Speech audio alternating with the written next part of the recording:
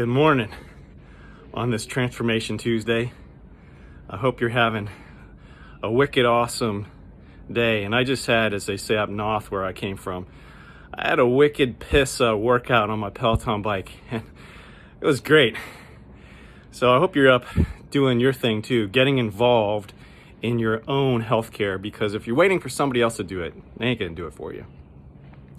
So as I was thinking, we've got all this stress going on with the elections coming up, and whether you like this candidate or that candidate, or the coronavirus, the quarantine, the pandemic, the losing my job, everybody mad at each other, yelling at each other for not having a mask, yelling at people for having a mask. I mean, what a mess. So on Transformation Tuesday, I thought I would tell you about a famous quote that I have on my office wall. I have it there for a reason, because Benjamin Franklin, one of the brightest guys I've ever had the privilege of reading about, he said this: "Tell me, and I will forget. Teach me, and I will remember. Involve me, and I will learn." So folks, if we want to learn, we got to get involved. So it reminded me while I was on the bike this morning, I was in a medical conference about almost 20 years ago with about 500 doctors, and there was an older doctor. He had been around practicing for a long time and lots of wisdom. And he shared the story of the tuna industry. Don't turn this off. This is a really cool story. It kind of explains what we're going through today.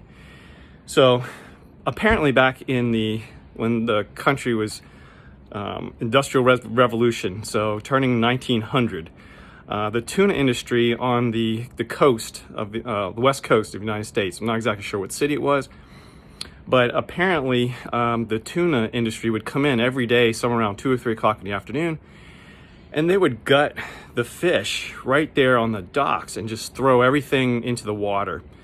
And then they take the tuna into the factories and make their profits. So they were doing this for generation after generation until some scientists got involved and said, hey, if we sell the guts and the bones and all the bad stuff to the fertilizer companies, we can actually make a profit on the stuff we're throwing into the water. So they started doing this, except the seagulls for generations were coming and having an all-you-can-eat buffet every day around 2 to 3 o'clock, and that's what they did. That's, hey, it's lunchtime. So they would show up and they're eating, well, eventually when the tuna industry was taking their buffet away, the seagulls were starving to death. They were dying, and the newspapers were reporting upon all this story, and the slant was that the tuna industry hated seagulls. They were trying to kill the seagulls. They didn't want the seagulls around anymore, and that we should all be boycotting the tuna industry because they're mean, they're evil, they're killing seagulls. So this got really bad for our country at that time, and Congress was getting ready to invoke some power and say, you're going to have to share some of the the guts and stuff because you're big bad rich corporations making a profit, and you got to feed the seagulls. They're used to it, right? Except another scientist got involved and said, you know what? There's a seagull population in Lake Michigan that's cousins to these West Coast seagulls, and they know how to fish. Why don't we bring the seagulls into the West Coast and see if they'll teach them and show them and get them involved in fishing? And so you know where I'm going with this. So you could tell the seagulls all day long, and then they're going to forget. You can teach them, and they're going to go, yeah, I heard it. Or you can get them involved. And so sure enough, those cousin seagulls came and was like, wow, look at this is a huge ocean. It's not just a lake, and we've got tons of fish. And the other seagulls that were used to the handouts were on the docks, and they were looking and just going, what's up with that? And finally, they started one by one going out and fishing too. And guess what? The tuna industry was able to keep their profits because it's America. And the fish got involved in fishing, and they fed themselves.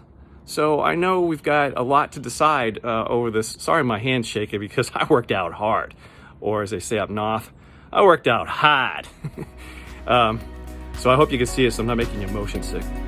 But be it said that we have some decisions to make. We've got to get involved in our marriages. We've got to get involved in our exercise programs.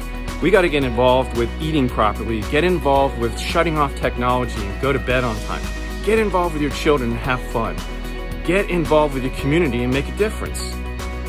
Get involved with voting. Decide who you're going to vote for, not by the person that you like, this guy or that guy or this woman or whatever. It doesn't matter. It matters. Just get involved, okay? And decide, who better suits your values and what the values are of this country. And we do have a clear decision to make. That decision is, do we want to take care of ourselves? Because when we do, we get involved, we can feed ourselves. Or you can be waiting for a handout, and you know how that goes. So, not telling you how to vote, just spreading the good news on Transformation Tuesday. God bless you. Vote well, get involved well. Ben Franklin was right yesterday, and he's right today. Bright guy. By the way, he's one of the authors of the Declaration of Independence, which is a great document. You should read it sometime. So God bless you. I'm Dr. Pat. I do approve this message.